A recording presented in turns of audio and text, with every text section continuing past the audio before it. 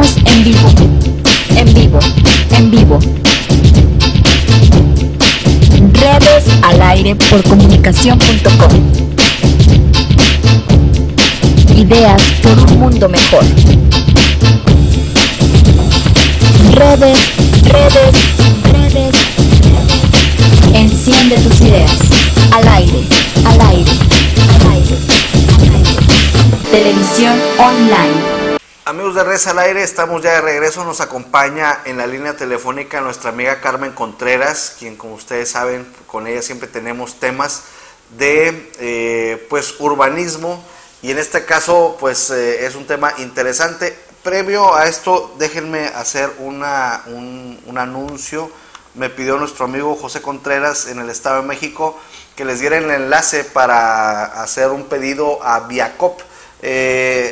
Amigo José Contreras, el enlace es www.viacop con v, Viacop y doble o de cooperativa.com. Ahí vas a poder ver pues estos productos interesantísimos, orgánicos, y esta forma tan sofisticada de llevar pues los recursos, los productos orgánicos de nuestro país a todas partes de México. Bueno, ahí está el enlace. Carmen, muy buenos días. Hola, buenos días. Oye, pues un tema de temas, ¿no? La cuestión de la viabilidad para personas con capacidades diferentes.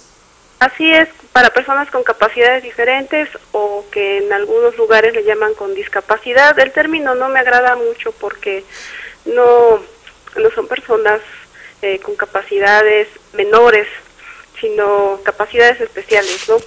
Y yo creo que hablar de esta situación de movilidad, del derecho a la ciudad, es hablar también de la utopía para una ciudad accesible para todas las personas, sin importar su condición social, sin importar su nivel socioeconómico, sin importar qué capacidades físicas tiene. Entonces, yo creo que estamos hablando no de un asunto técnico, de construcción, de diseño urbanístico, sino también estamos hablando de un asunto de derechos humanos. Y quiero eslabonar las dos cosas. Si bien en muchas ciudades ya hay leyes muy sofisticadas que promueven la construcción responsable y siempre pensando en las personas con capacidades especiales, muchas veces esto no se cumple a la hora de ejecutar los proyectos urbanísticos, sino lo que se hace es que se adaptan las construcciones, los espacios ya una vez formados, y de repente alguien dice, creo que teníamos que poner rampas, creo que teníamos que poner andadores, y empiezan a hacerse una serie de parches, por así llamarlos, en estas construcciones. Entonces creo que el primer nivel de abordaje de este tema podría ser cómo hacer diseños amables, siempre pensando en las personas con capacidades diferentes. Si lo hacemos o no lo hacemos realmente, si quienes promueven el desarrollo inmobiliario tienen como tema principal en sus proyectos de construcción esto, o si esperan a que haya un reglamento de construcciones local que los obligue a hacerlo, o lo hacen con un sentido más bien de corresponsabilidad social. Y una vez que las personas que están dedicadas a la construcción en las ciudades lo asimilan como un tema prioritario, pues las cosas van cambiando mucho para las ciudades, ¿no? Sí, fíjate, Carmen, amables. Viví en la Ciudad de México 3 años y medio aproximadamente, y me tocó ver cómo el Paseo de la Reforma fue transformado, pues era prácticamente un muladar, era una boca de lobo ahí cuando tenía el piso rojo, el Paseo de la Reforma. Y cuando empiezan a hacer este cambio en donde no hay ángulos de 90 grados, por ejemplo, para que el acceso en sillas de ruedas o en bicicleta, por ejemplo, pudiera ser adecuado, y entonces empezaron a pintar las líneas de cebra en los semáforos. Y mucha gente decía que para qué lo hacían, que no servía de nada, porque pues al final de cuentas la gente se iba a cruzar por todos lados. y ahora me doy cuenta vez que voy al Distrito Federal, pues me doy cuenta que la gente utiliza las líneas de cebra, utiliza los espacios para las bicicletas, y esto, la reflexión o el resultado, o lo que me lleva a pensar, es de que en realidad no es que queramos el desorden, simple y sencillamente que muchas veces no tenemos la infraestructura para ser ordenados, y un gran problema que está en todo el país, por ejemplo, son las banquetas que están uniformes de diferentes medidas, de diferente ancho, y entonces esto es un problema con los postes, por ejemplo, en medio, y esto pues hace inviable que nosotros pues vayamos por la banqueta y nos vamos por la calle, pues por la simple y sencilla razón que está más parejita, ¿no? Así es, las mismas banquetas, la calidad de las banquetas no siempre son las adecuadas.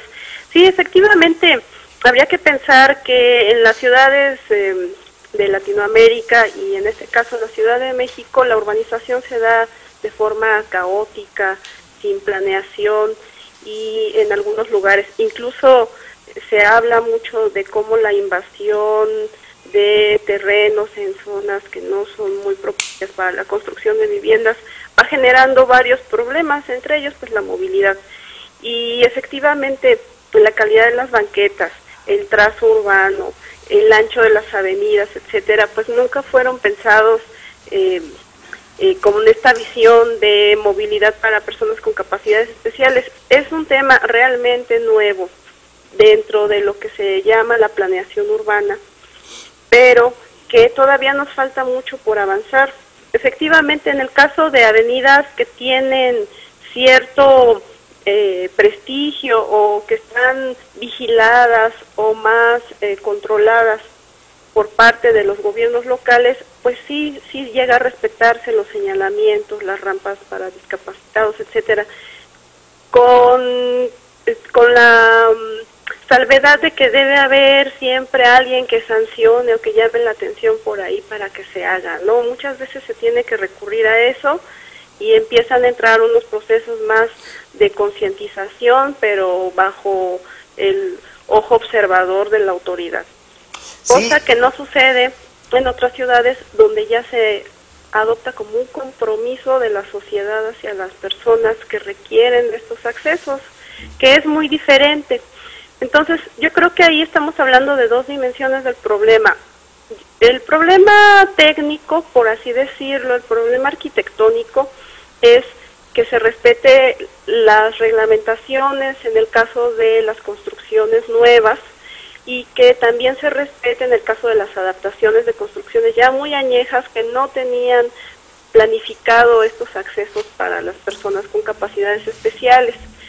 Y la otra dimensión es más compleja porque es la dimensión cultural, la dimensión ciudadana, la dimensión de responsabilidad. Porque una vez que se cuenta con la infraestructura, ¿qué hacemos los usuarios de la ciudad, por así decirlo, para respetar lo ya construido o las adaptaciones que hay? Y ahí empezamos a hablar de un tema de mucha discusión, que es: ¿respetamos realmente esos accesos? ¿Los dejamos libres? ¿Somos capaces de frenar la velocidad cuando vemos las cebras? ¿Somos capaces de dar el paso a las personas de tercera edad? Todo eso es un fenómeno cultural.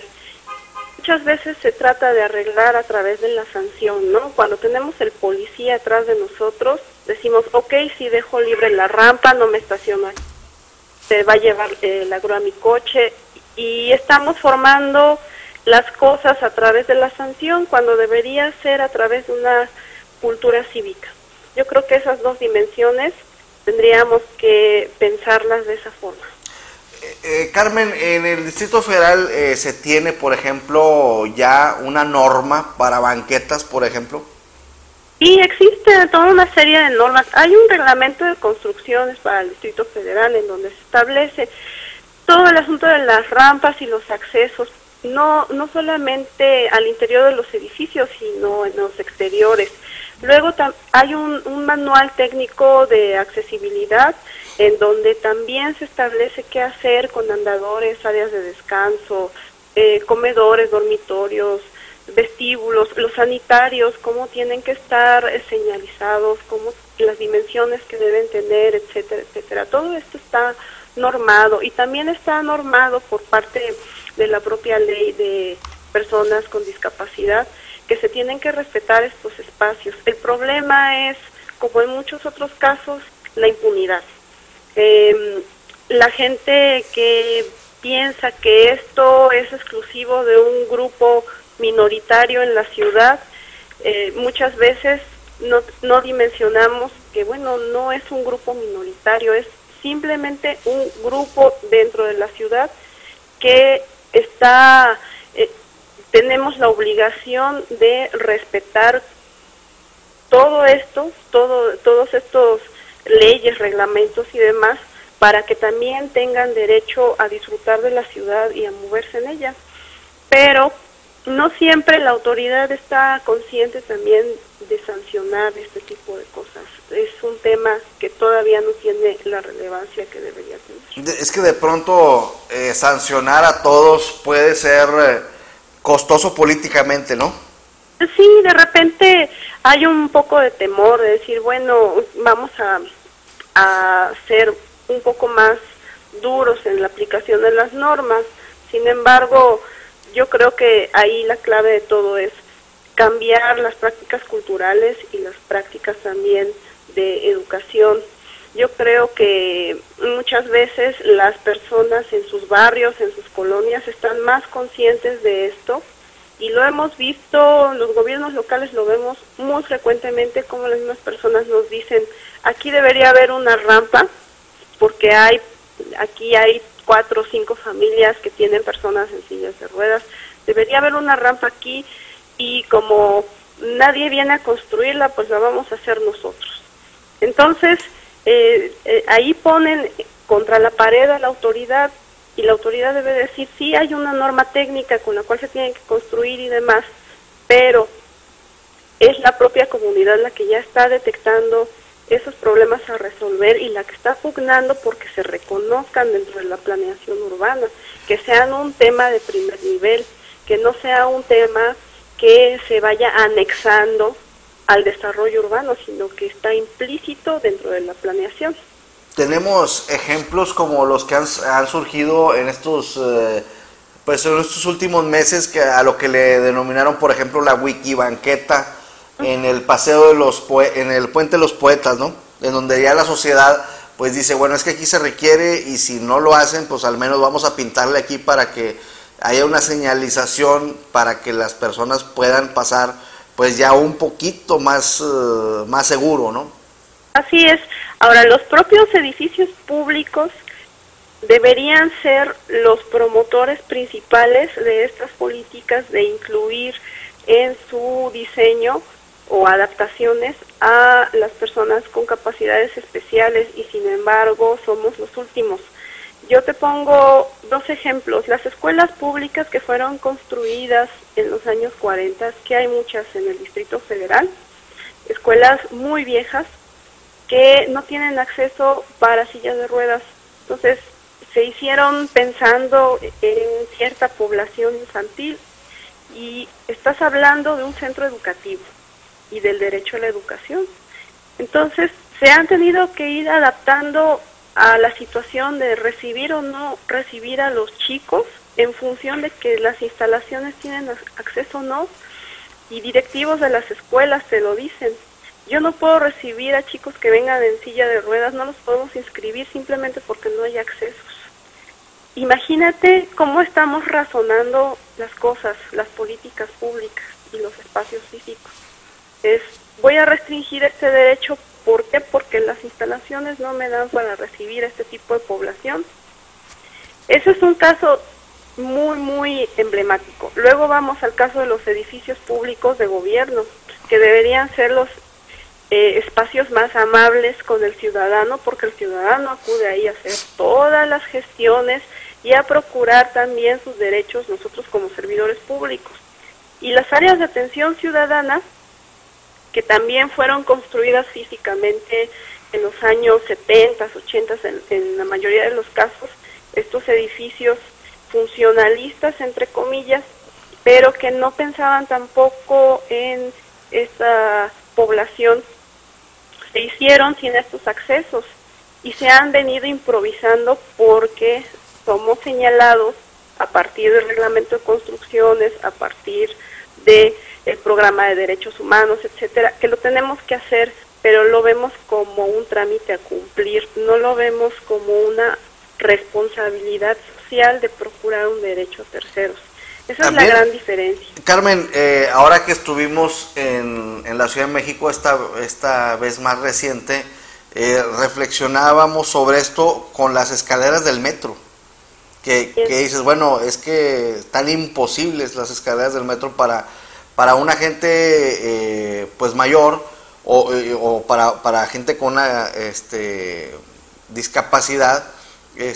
Pues sí, en realidad ya de plano se vuelve imposible hacer uso del metro para esas personas, porque no hay las escaleras eléctricas suficientes o bandas transportadoras para brindar este servicio a estas personas. Y no hay elevadores tampoco, como en el caso de otras ciudades, elevadores de uso exclusivo para personas con sillas de ruedas. No todas las estaciones tienen ese tipo de servicios. Y sí, efectivamente, eso, todo lo que implica para una persona que tiene que trasladarse de su lugar de residencia a, por así decirlo, a un centro de salud donde está recibiendo atención, que son los casos más frecuentes de la población más vulnerable, la población que tiene en su familia una persona con discapacidad y que adicionalmente tiene que usar el transporte público por su situación socioeconómica. Entonces ahí estás hablando de cómo se van integrando otros factores como para pensar cómo estamos planificando también el sistema de transporte público, cómo se está planificando, insisto, las nuevas construcciones y la visión del desarrollo inmobiliario. Y fíjate que creo que la Ciudad de México es la ciudad o la entidad federativa, pues ya prácticamente es un estado, más sensible a este tipo de problemas en el país, porque si nos ponemos a analizar cómo están las cosas por acá en provincia, como a muchos les enoja que el término provincia, a muchos de por acá, pero pues bueno, así es el término que se utiliza. Pues en realidad si uno va aquí al centro, pues ves que es más peligroso utilizar la rampa que irte por la calle, porque las rampas, las que hay, que son pocas, pues están muy mal hechas y muy angostas, muy empinadas, algunas hasta con curva en la rampa. Entonces, o sea, el problema es gravísimo si nos ponemos a dar cuenta de que la Ciudad de México o el gobierno del Distrito Federal pues es muy sensible a estas cosas, pero por la dimensión del problema pues también es difícil solucionarlo rápido, pero lo que ustedes viven allá, créeme que es la gloria comparado con lo que vemos en el interior de la República. Y así es. Sin embargo, creo que las ciudades medias o las ciudades que están ahorita en crecimiento urbanístico, en desarrollo urbano, creo que tienen la gran oportunidad de sí incluir como un eje transversal de su política todo este diseño del que estoy comentando. Creo que esa es la gran ventaja que tienen estas ciudades, que nosotros ahora sí que estamos ya en un proceso en que hay que adaptar muchas cosas, hay que abrir huecos y tapar otros al mismo tiempo, y eso es un poco más complejo. Sin embargo, allá creo que tienen una gran oportunidad de empezar a desarrollar esos grandes proyectos urbanísticos, pero ya con esta visión, y van a ser ciudades mucho más amables y con otra visión de sustentabilidad y de promoción de los derechos humanos. Esa es la gran ventaja que tienen. Claro, si sus gobiernos locales piensan la planeación urbana de esta forma. Sí, así es. En realidad la reflexión es de que estas ciudades son más manejables, por decirlo de alguna forma, y todavía podemos pensar de aquí en adelante otra forma. El chiste es que haya la voluntad política para hacerlo. Sí, exactamente, y esa voluntad no depende exclusivamente de quien gobierna, sino también de quien es gobernado. La pugna social por tener estos temas siempre presentes es esa, que nosotros podamos incidir en insertar a la agenda de la planificación urbana temas como estos desde la ciudadanía, no esperar que sea una voluntad exclusiva de una persona que esté gobernando en turno, ¿no? Claro, pues así está el asunto, Carmen, y interesante el punto de vista de los accesos a las personas con capacidades diferentes o discapacitadas, y pues te agradecemos muchísimo, como todos los jueves, que nos hayas recibido la llamada, Carmen, y que nos pues des luz acerca de cuestiones urbanísticas que se pueden hacer en cualquier parte de México con la participación de todos. Sí, yo creo que este tema tendríamos que analizarlo, pero también vivirlo. Yo nada más comentaría esto. Imagínense lo que es salir a la ciudad, ahorita en este momento, de sus casas con una venda en los ojos, salir a la calle y empezar a caminar. ¿Cuál es la sensación y cuáles son todos los obstáculos a los que uno se podría enfrentar?